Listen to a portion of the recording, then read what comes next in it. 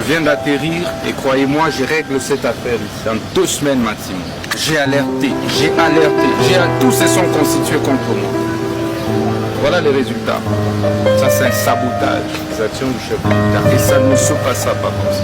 Chaque semaine, les magistrats envoient des détenus ici à Makaba, sans tenir compte de la capacité des cantonnements de ceux. Et ça c'est injuste. Vous venez ici, vous faites sortir des gens clandestinement. Ça c'est un acte de sabotage, c'est pas de l'évasion. De toutes les fois où moi j'ai désengorgé, ils ont envoyé les doubles. C'est depuis que j'ai commencé, combien de détenus ont été envoyés ici, après le désengorgement. C'est là qu'on saura l'acte de sabotage d'où il est parti. Et on va sérieusement sanctionner. Pour commencer, la première thématique, Maître Krinovic, comment vous trouvez aujourd'hui Constant Moutamba et le Conseil supérieur de la magistrature? Est-ce pour le développement? Ils travaillent, les deux compartiments travaillent pour le développement, ou il y a conflit pour l'ego de chaque compartiment? Ici, ministre de la Justice et le Conseil supérieur de la magistrature. Merci beaucoup, M. Tchimbalanga, parce que c'est une question tellement pertinente qui fait couler beaucoup d'encre aujourd'hui en République démocratique du Congo, d'autant plus qu'il y a des réactions toujours du côté du ministre Constant Moutamba, ministre de la Justice, ainsi que du Conseil supérieur de la magistrature. Nous ne pouvons pas dire qu'il y a divorce. Okay. Il n'y a pas de divorce. Et nous ne pouvons pas dire également que l'une des parties a tort et l'autre a raison. Par contre, il est question d'éclairer la lanterne du constituant, les compétences du ministre de la Justice et du Conseil supérieur de la magistrature. Okay. C'est ça la plus grande problématique. D'une invitation, il invite le magistrat à pouvoir respecter et appliquer le droit qui existe. La réforme pouvait se concevoir dans l'hypothèse où il y aurait une proposition de loi ou un projet de loi de son côté et le projet de loi adopté par le Parlement et une fois adopté par le Parlement selon la procédure et aussi publié, passer par la promulgation et la publication. C'est dans ces contextes-là qu'on pourrait parler des réformes. Mais dans ces contextes, dans l'hypothèse du ministre de la Justice et garde de Sceaux, il n'a pas apporté encore de réformes jusque-là. Il n'a pas apporté de réformes. Jusque-là, il n'y a pas encore de réformes. Mesdames et messieurs, bonjour ou bonsoir, tout dépend de l'heure à laquelle vous vous recevez. Ici, micro chez vous, comme par l'accoutumée, nous recevons aujourd'hui sur ce plateau d'émission le juriste Krinovic. Cher juriste, bonjour. Bonjour, monsieur Tchimbalanga. Merci beaucoup de nous avoir accueillis dans ce très beau cadre du micro chez vous. Comment vous vous sentez pour la première fois, afin que nous puissions discuter les questions d'actualité? Je me sens tellement content de voir que cette belle initiative a été conçue et encore matérialisée par un jeune Congolais. C'est vraiment une culture savante dont nous jetons une gerbe de fleurs là-dessus. Merci du fond du cœur. Alors, il se passe que nous devons rappeler, il y a eu Résolte qui disait « Les grands hommes discutent des idées, les esprits moyens discutent des événements, et pour finir avec les petits esprits qui discutent des hommes. » Mais je pense que cette pensée ne doit pas sortir de son contexte, au risque que nous puissions tomber dans le prétexte. Parce que la question d'intelligence serait, pouvions-nous parler de la pensée d'un homme sans, n'est-ce pas, nous interroger sur le caractéristique de cet homme qui a lancé cette pensée? Ou soit, une autre question serait, pourquoi aujourd'hui la Russie et l'Ukraine en arrivent à la guerre où ils s'attaquent mutuellement? Ce sont les hommes qui meurent et ils ne s'attaquent pas aux idées. Alors je pense que la pensée des Résoltes ne doit pas, n'est-ce pas, quitter son contexte. C'est une pensée savante, mais que l'on ne doit pas extrapoler en tout. Ne le disons pas parce qu'aujourd'hui on doit discuter de l'actualité. Et en discutant de l'actualité, nous discuterons des hommes politiques. Parfois nous citerons leurs noms. Et que l'on ne puisse pas nous sanctionner pour dire, écoutez, vous avez des petits esprits parce que vous parlez des humains. la question a été posée. Est-ce que pouvions-nous parler politique? C'est d'abord une question, Maître Klinovic. Est-ce que pouvions-nous parler politique sans parler des hommes qui ont établi ces institutions politiques? Eh bien, vous savez, aujourd'hui, dans notre société, la République démocratique du Congo, nous sommes appelés à parler de la politique parce qu'elle concerne tout le monde. Elle concerne notre vie quotidienne. Alors, raison pour laquelle il est toujours important de parler de la politique. Il est certes vrai que la politique, il y a certaines personnes qui sont acteurs de cette politique. Et pourquoi pas parler de ces personnes-là? Et sans toutefois toucher à leur dignité. Mais il y a eu Constant Moutamba, une journaliste, je crois, européenne, qui a eu à poser à Constant une question pertinente au niveau de la présidence de Makala, celle de savoir, puisque lui, il amène la question de réforme en termes de justice, et qu'il dit, tout celui qui se placera sur son chemin, alors la justice prendra soin de lui. Et la journaliste a posé la question au ministre pour dire, même la personne de Kabila. Et c'était au ministre de rétorquer pour dire, et on ne discute pas des questions d'État en indexant les hommes. Comment trouvez-vous sa réaction? D'abord, je voudrais rappeler une chose. Okay. Lorsqu'il a donné son intervention en disant qu'il a apporté des réformes, ben c'est un sérieux problème parce que il faudrait rester d'abord dans l'étymologie des concepts. Et c'est très nécessaire parce que parler de réforme, c'est-à-dire former à nouveau. Alors que depuis qu'il est ministre de la Justice, on ne peut pas parler de réforme. Nous ne pouvons pas parler de réforme. Par contre, nous pouvons parler d'une invitation. Il invite le magistrat à pouvoir respecter et appliquer le droit qui existe. La réforme pouvait se concevoir dans l'hypothèse où il y aurait une proposition de loi ou un projet de loi de son côté et le projet de loi adopté par le Parlement et une fois adopté par le Parlement selon la procédure et aussi publié, passer par la promulgation et la publication. C'est dans ces contextes-là qu'on pourrait parler des réformes. Mais dans ces contextes, dans l'hypothèse du ministre de la Justice et garde de Sceaux, il n'a pas apporté encore des réformes jusque-là. Il n'a pas apporté de réformes. Jusque-là, il n'y a pas encore de réformes. Et par contre, on pourrait dire il veut à ce que le magistrat puisse appliquer le droit existant. Nous entrons dans le fond de tout ça. Alors rappelons, nous mettons sur table déjà 3 questions principales d'actualité et après on va s'ouvrir selon les horizons qui vont se présenter à nous. La première question c'est sur la justice, divorce, conflit entre le ministre de la Justice et des gardes sceaux, Constant Moutamba, et l'appareil judiciaire, mais le Conseil supérieur de la magistrature. Comment comprendre? Qu'est-ce qui se passe concrètement? Aujourd'hui, ça sonne comme si le Conseil supérieur de la magistrature ne veut pas le développement de la justice, ne veut pas concrétiser la vision du chef de l'État qui voulait à ce que la justice soit redressée pour que nous puissions voir clair dans plusieurs secteurs, n'est-ce pas? On a toujours dit la justice est la nation. Et la deuxième thématique serait sur la révision constitutionnelle. Aujourd'hui, il y a un débat. Apparemment, les deux camps politiques, FCC et l'UDPS, c'est comme si la balance penche. C'est comme si, on parle français, la balance des raisons penche vers l'FCC. Pourquoi?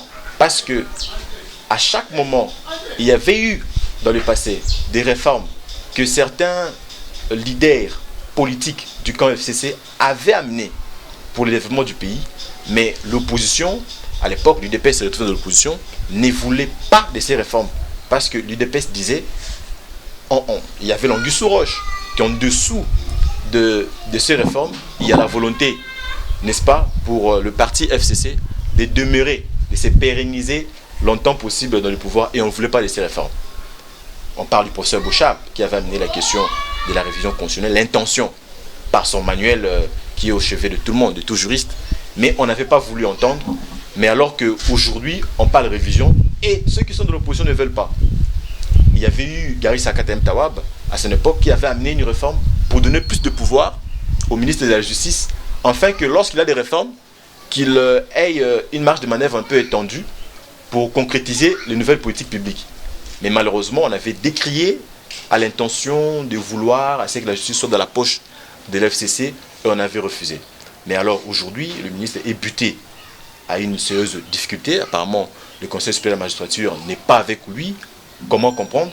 Et nous allons enfin chuter sur une thématique.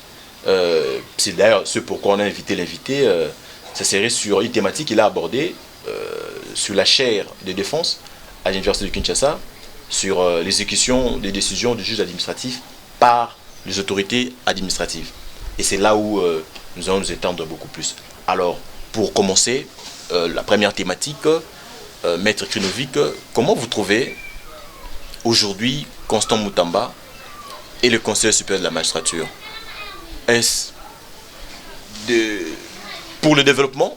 Ils travaillent, les deux compartiments travaillent pour le développement, ou il y a conflit pour l'ego de chaque compartiment? Ici, ministre de la Justice et le Conseil supérieur de la magistrature.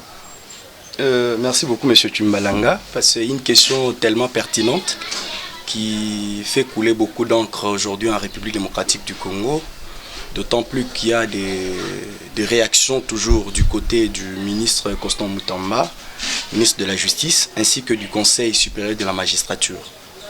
Nous ne pouvons pas dire qu'il y a divorce. Okay. Il n'y a pas de divorce. Et nous ne pouvons pas dire également que l'une des parties a tort et l'autre a raison. Par contre, il est question d'éclairer la lanterne du constituant, les compétences du ministre de la Justice et du Conseil supérieur de la magistrature. Okay. C'est ça la plus grande problématique. Parce que le ministre de la Justice et garde du Sceau, il a ses compétences en tant que ministre en gérant un département ministériel. Et il ne peut pas s'ingérer dans l'activité du pouvoir judiciaire. Okay. Et nous avons entendu dans l'actualité et tout ce qui se passe aujourd'hui que le ministre, il rappelle aux magistrats de pouvoir appliquer, de dire le droit. Nous jetons d'abord toutes nos félicitations au ministre Constant Moutamba parce qu'il incarne le patriotisme et dans sa façon de faire les choses, il a besoin vraiment d'échanger. Vous le dites vraiment pour faire plaisir ou vous le dites, vous le pensez vraiment? Pas pour faire plaisir, parce que c'est ce que nous voyons et ce que nous constatons. Parce que notre pays, nous avons changé de gouvernement. Mais voir que dans le domaine de la justice, aujourd'hui en République démocratique du Congo, c'est un domaine qui fait parler beaucoup de gens, et même la population. Vous savez, nous ne pouvons pas seulement analyser d'un côté négatif du ministre Constant Moutamba, il faut voir aussi la volonté. Mais seulement comme nous sommes dans un état de droit tel que consacré à l'article 1er de la Constitution du 18 février 2006, tel que modifié en 2011, nous sommes dans un état de droit. Dans un état de droit, il n'y a pas de super-homme, il n'y a pas de personnes qui peuvent être au-dessus de la loi.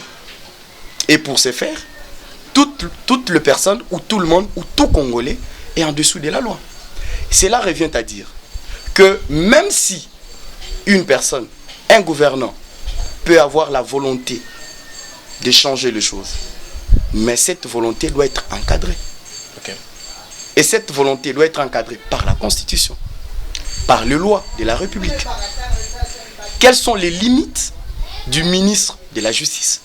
Quelles sont les limites ou les compétences également du Conseil supérieur de la magistrature? Si seulement on pouvait éclairer cette question, on ne pouvait pas se retrouver dans cette cacophonie aujourd'hui qui fait preuve en quelque sorte de la honte pour la République. Le Conseil supérieur de la magistrature, conformément à l'article 152 de la Constitution du 18 février 2006, dispose des compétences selon lesquelles le Conseil supérieur de la magistrature gère la carrière des magistrats.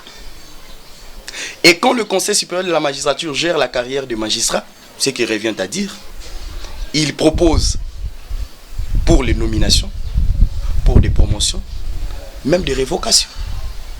C'est le Conseil supérieur de la magistrature. Même les révocations. Même les révocations. C'est le Conseil supérieur de la magistrature. Donc, un ministre de la Justice ne peut pas révoquer un magistrat. Moins encore, suspendre un magistrat. D'ailleurs, ces concepts de la suspension n'existent pas. Lorsque nous lisons la loi sur le Conseil supérieur de la magistrature, on ne parle pas de la suspension, nulle part. Donc vous parlez le même langage que le professeur Taylor. Certainement, mon professeur Taylor Lubanga, il a aussi intervenu sur le plateau de la Télé 50. C'est-à-dire que le Conseil supérieur de la magistrature, dans la loi portant organisation et fonctionnement du Conseil supérieur de la magistrature, on ne parle pas de la suspension.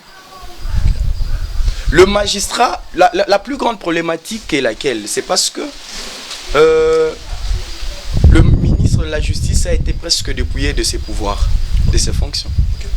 Et aujourd'hui, en réalité, il est considéré comme un ministre qui gère que de prison. Et vous allez constater que même dans la pratique, le ministre Constant Moutamba, quand il a commencé par le suivi d'abord de prison centrale. Et parlons-en directement, c'est là où aussi se présente le souci. Est-ce que devions-nous continuer à dire que ce serait le Conseil supérieur de la magistrature? Donc, posons véritablement la question. C'est parce que le ministre n'a pas porté obstruction, soit n'a pas barricadé la route au jugement, au arrêt qui serait rendu par le magistrat, mais le ministre a voulu simplement qu'au niveau de la prison, que l'on ne puisse plus déférer plus de prisonniers pour défaut d'espace qui a été prévu en amont, qui ne laissait plus accès à l'entrée des prisonniers. Et après, c'est parti en couille, ça tire maintenant à balles réelles. Il y a eu des pots de bananes sur le chemin du ministre et ça fait couler beaucoup d'encre salive. Comment vous envisagez? À qui la faute à ce niveau-là?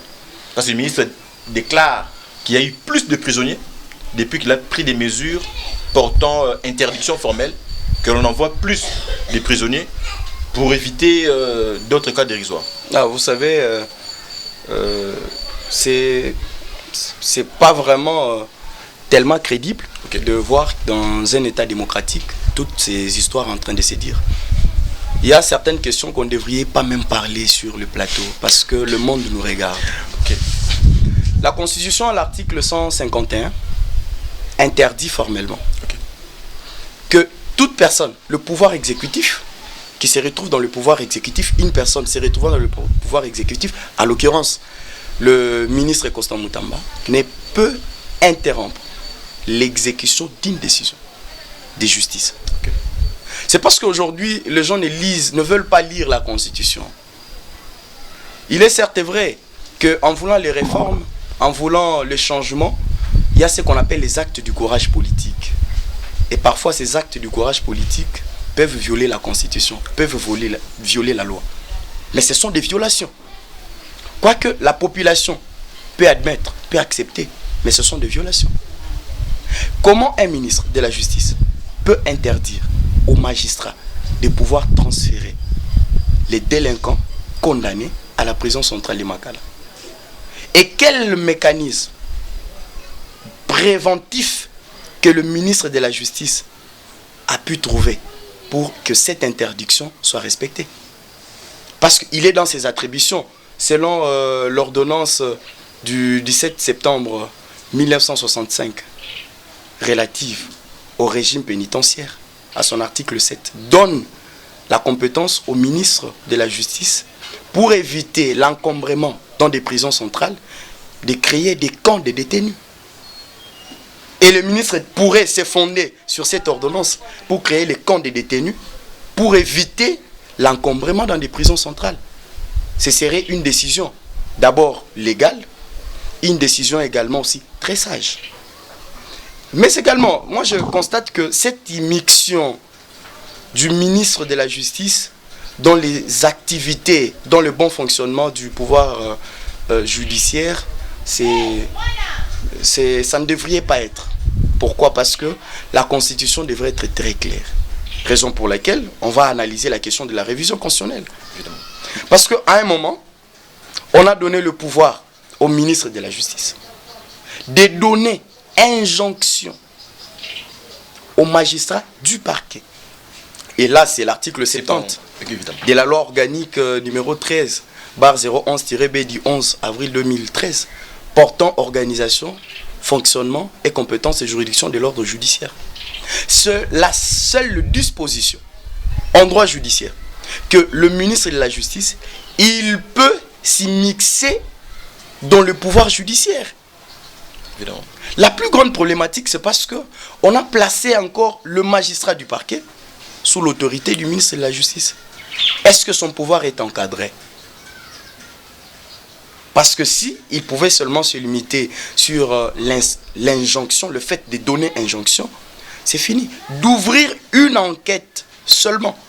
Et lorsqu'il y a constatation de faits qui violeraient la loi, ou encore les règles déontologiques, ou encore le fait qui pourrait être qualifié de faute disciplinaire à l'encontre du magistrat, le ministre n'a pas cette qualité de condamner un magistrat ou de condamner un individu sur le territoire congolais. C'est le magistrat qui sont censés de dire là le droit.